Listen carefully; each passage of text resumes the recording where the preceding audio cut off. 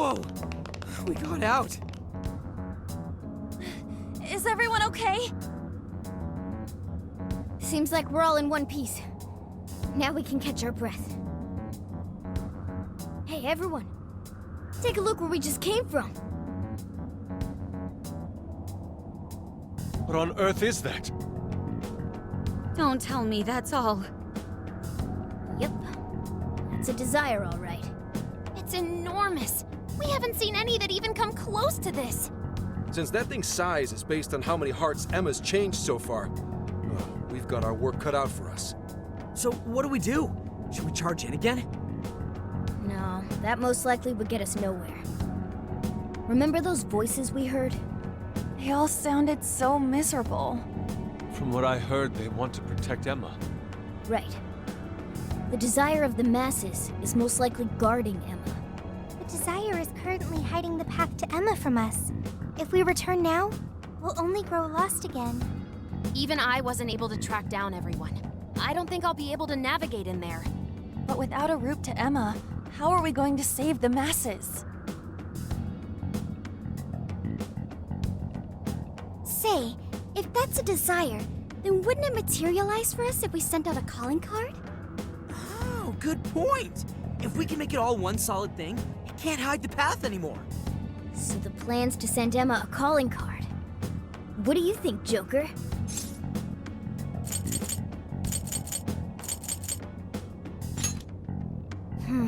But would a calling card even work on an AI? I admit that's a real concern, considering it's grown as strong as a god. Hey, Joker. Think you could reach Ichinose from here? We should get the creator's take on this.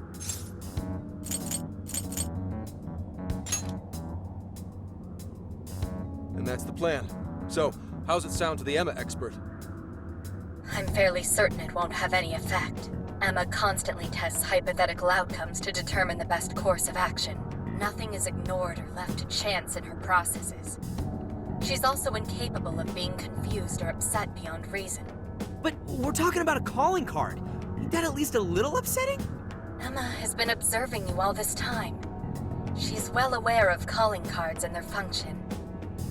So the lack of surprise at a calling card keeps us from getting the change in cognition we need.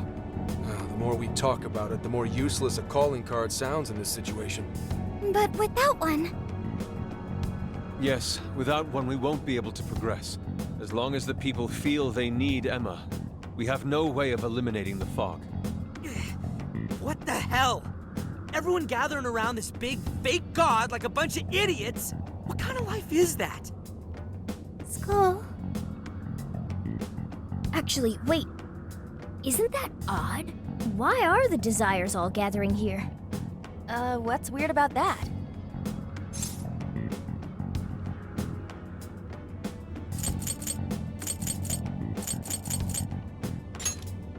Yeah, that. There's no cage here. And nobody's carrying the desires into it. The cage for the desires, the shadows that take them there, all these things we've seen in past jails are missing here. That is likely due to the difference in will between the desire's owners. How so? In each jail before this, desires were forcefully seized by a monarch. In contrast, Emma does not seize any desires. They are instead offered willingly by their owners. Right.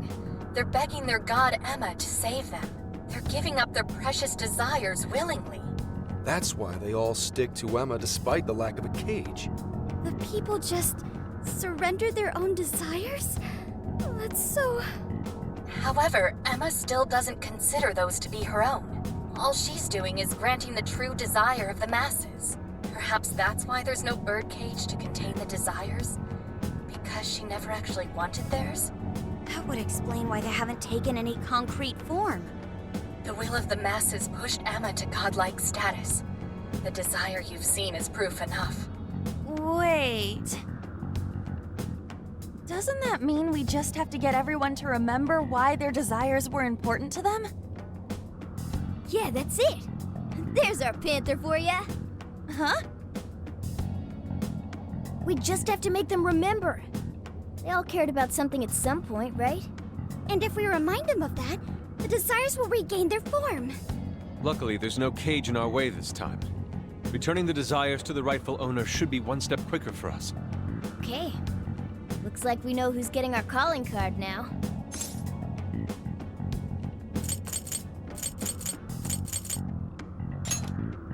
Yeah. We're sending it out to all the people who gave up their desires. Awesome, let's do it. Get ready for our calling cards, people. Next, we should work out our delivery method. We have to find a way to reach every person under Emma's control, or this won't work. I'm not sure the usual methods will work here. It even seemed like our voices weren't reaching them. Yeah, they were all just absorbed on their phones. What do you think, Joker?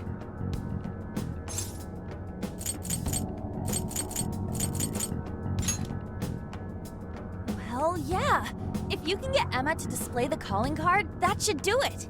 But how can we do that? I don't see any other way. I'm gonna have to hack Emma.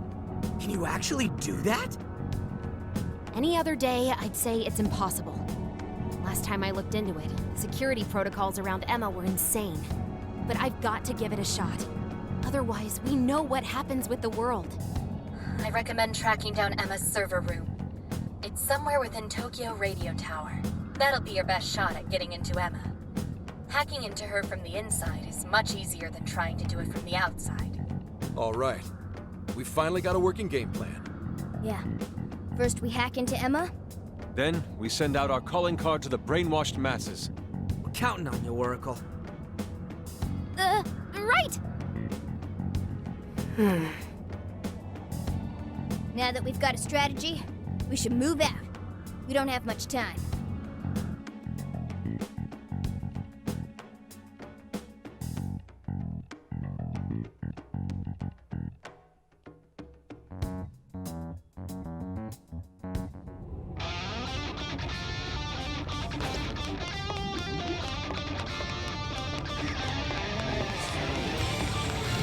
What could that be?